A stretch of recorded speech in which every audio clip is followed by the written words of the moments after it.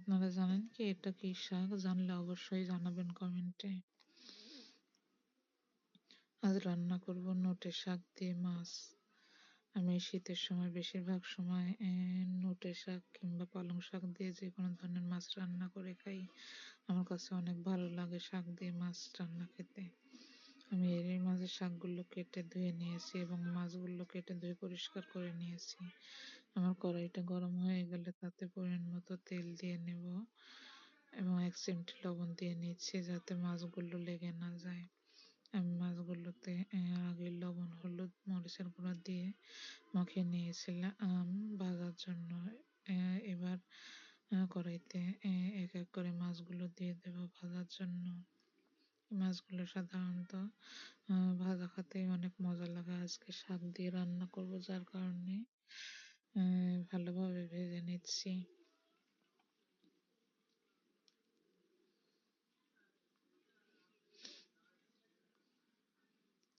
দেখতেই পাচ্ছেন আমার মাছগুলো প্রায় এক পাশে ভাজা হয়ে এসেছে।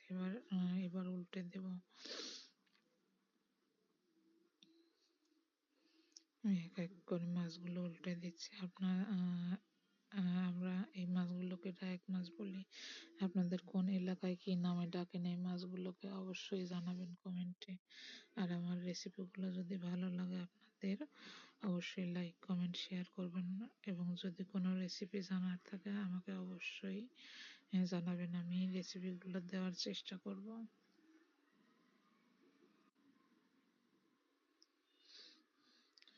আমার এই রান্নাগুলো হয়তো অনেকের কাছে ভালো লাগতে পারে, আবার অনেকের কাছে খারাপ লাগতে পারে।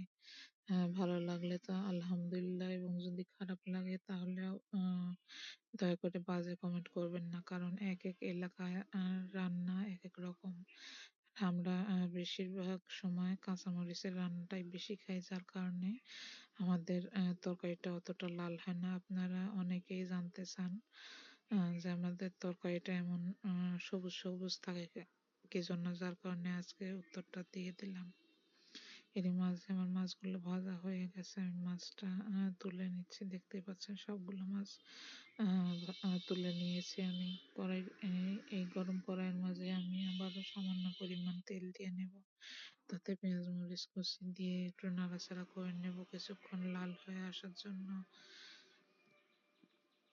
পেঁয়াজ মরিচটা হালকা লাল হয়ে আসলে তাতে 1 চিমটি পরিমাণ জিরা দিয়ে দেব। আবার একটু নাড়াচাড়া করে নিচ্ছি।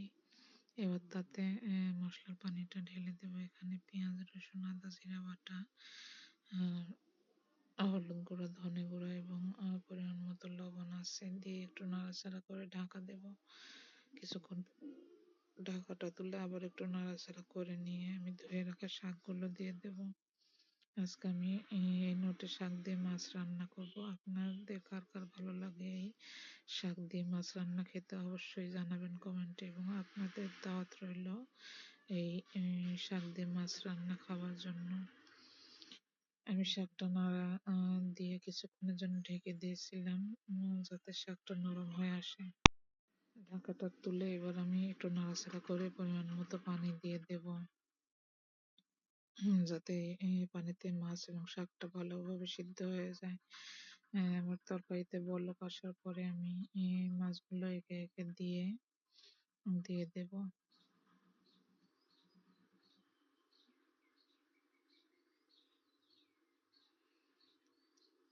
আর মাছগুলো দেওয়া হয়ে গেছে। এবার কিছুক্ষণের জন্য ঢাকা দেব এবং 15 মিনিট পর দেখতেই পাচ্ছেন আমার রান্নাটা প্রায় হয়ে এসেছে। এবার আমি নামিয়ে নেব পরিবেশনের জন্য। আপনাদের যদি আমার রান্নাগুলো ভালো লাগে তাহলে অবশ্যই লাইক, কমেন্ট, শেয়ার